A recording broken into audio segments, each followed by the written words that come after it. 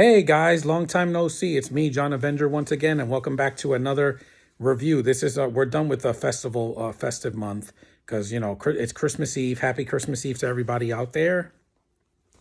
And I finally saw Sonic 3 in the theater just a few hours ago. I love this movie. It's one of my favorite movies of this year. Honestly, you guys, I know you're shocked by the surprise. I'm wearing my Sonic T-shirt that I wore in the theater. Look, it's got Sonic and Shadow, two of the most badass characters in the movie. They have great moments together and separately, especially Shadow's backstory, which I'm not going to get. This is going to be spoiler free for those of you who haven't seen it yet.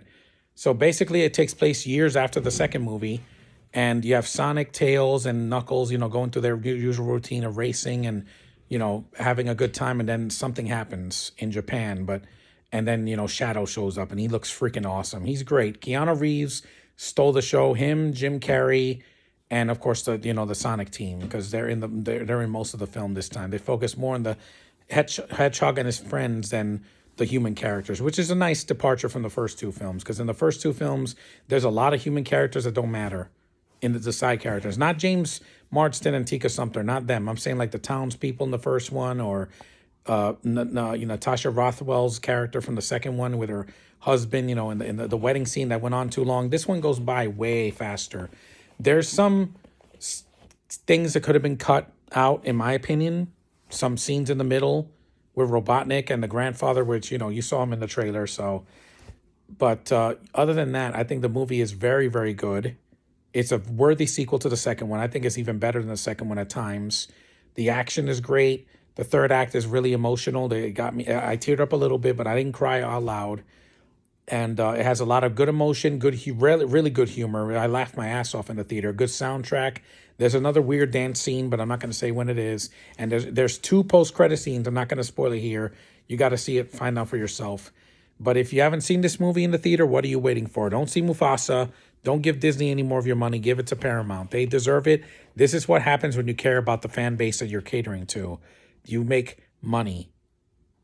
You make money, and you get great reviews, and people show up to the theater to see it. And this is worthy of seeing in the theater. Biggest screen you can, great crowd, lots of laughter. There's even one meta joke that got me in the movie that made me smile. Why? Because Deadpool and Wolverine was my favorite movie of the year. This is my second favorite, no doubt about it. And, it has all the notches in it that a third movie should have.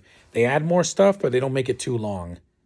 And they don't deplete the first two films. Like some trilogies usually don't end well, because usually the third one sucks. Look at X-Men.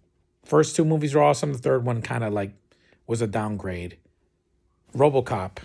The third one was a downgrade.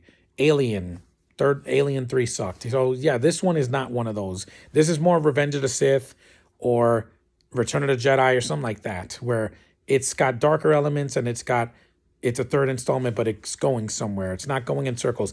If Rise of Skywalker was like this, I would have loved it, because it would have been shorter. This movie's like an hour and 50 minutes. It went by pretty quick.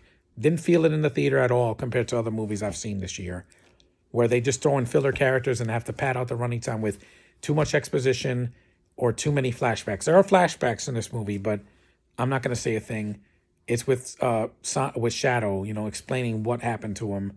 And it works, because you feel sorry for him, and he's a worthy character. He's great to be in this new Sonic, universe, in the cinematic universe, and it's a lot of fun.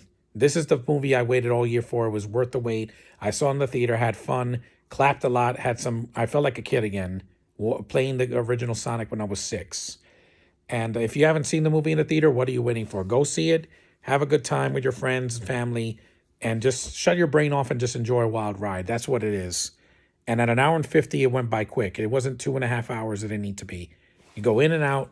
It was great. And I had a ball. So thanks for watching. I'm doing okay, guys. I just got out of surgery about a week ago. I'm going to spend Christmas Day with my family tomorrow. So I'm in good hands, and I'm going to open some presents and get some new stuff. So see you in the next video. Not tomorrow, but the day after tomorrow. I'm doing my best and worst of the year.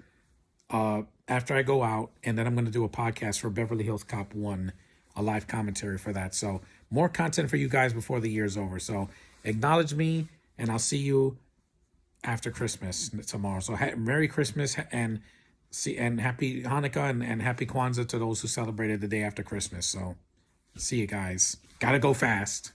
Later.